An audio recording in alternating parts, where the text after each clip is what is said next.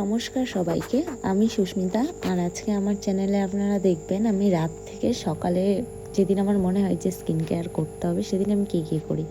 রাতে আমি এরকম ভিজিয়ে রাখি, এর মধ্যে কিশমিশ, বাদাম আর ছোলা আর চিয়া সিডও রয়েছে। তো এগুলোকে আমি সকালে পুরো জল সহই খেয়ে নেব, যেহেতু কিশমিশের জলটাতেই বেশি উপকার থাকে। তো আমি এটাকে ফার্স্ট খেয়ে নিচ্ছিলাম, যদিও খেতে খুব বাজে।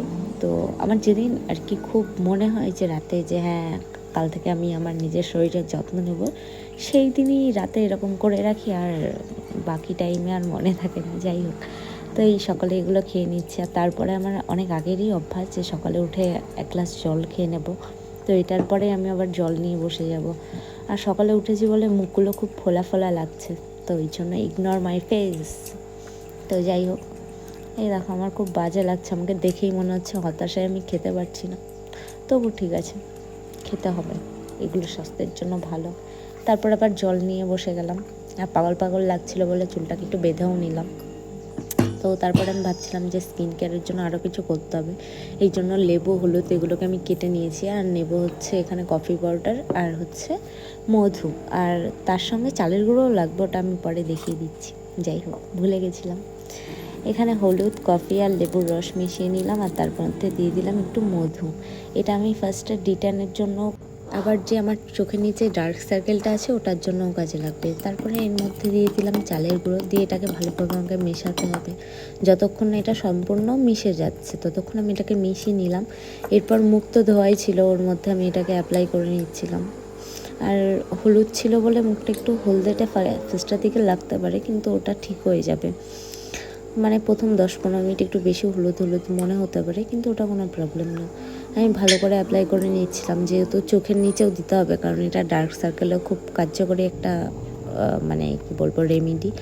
প্লাস আমার যেহেতু ট্যান পড়ে যায় বাইরে গেলে, সানস্ক্রিন আগে দিতে ইচ্ছা করতো না, এখন দিয়েও আর লাভ হচ্ছে না। তো যাই হোক, ওটাকে দিয়ে রেখেছি, আর এটাকে আমার 15-20 মিনিট মতো রাখতে হবে শুকানোর জন্য। এর মধ্যে আমি আবার আরেকটা জিনিস তৈরি করে নিচ্ছিলাম, নারকেল তেল আর কফি দিয়ে ঠোঁটগুলোকে পিঙ্ক করা যায়। মানে আমার ঠোঁটও কেমন একটা হয়ে গেছে, তো ওটাকেই ঠিক করার জন্য আবার নারকেল তেল আর কফিগুলোকে ভালো করে মিশিয়ে নিলাম। আর এরপরে এটাকে আমি ঠোঁটে অ্যাপ্লাই করে দিলাম, আর এটাকে রাখতে হবে 5 মিনিট। এটা বেশি না রাখলেও হবে, এটা শুকানোর কোনো ব্যাপার নেই যেহেতু নারকেল তেল রয়েছে। দিয়ে একটু বাসন মাজার মতো একটু ঘষে নিতে হবে, তাহলেই হয়ে যাবে। না না, ওটা ইয়ার্কি করছিলাম, মানে ওইভাবে মাজলে তো, মানে মাজলে না, ঘষলে তো ঠোঁটের চামড়াও উঠে যাবে। যাই হোক, এইভাবে একটু ডলে নিতে হবে যাতে ঠোঁটের ওপরে কোনো যদি ময়লাও থাকে সেটাও উঠে যায়, আর ঠোঁটটা একটু পিঙ্ক পিঙ্ক লাগে দেখতে। তো এটাকে আমি 5 মিনিট রেখে দেবো, কিন্তু দেখতে খুব বাজে লাগছিল আর মুখেও চলে গেছিলো, তাই জন্য আমার মনে হচ্ছিলো আমি মরে যাই। তো যাই হোক, তাও ঠিক আছে, আমি মনোযোগ দিয়ে দিচ্ছি যে না, আজকের দিনটা আমি করছি, সেটা ভালোভাবেই করতে চাই আমি। কিন্তু আমার এখনও ঘুম পেয়ে গেছে।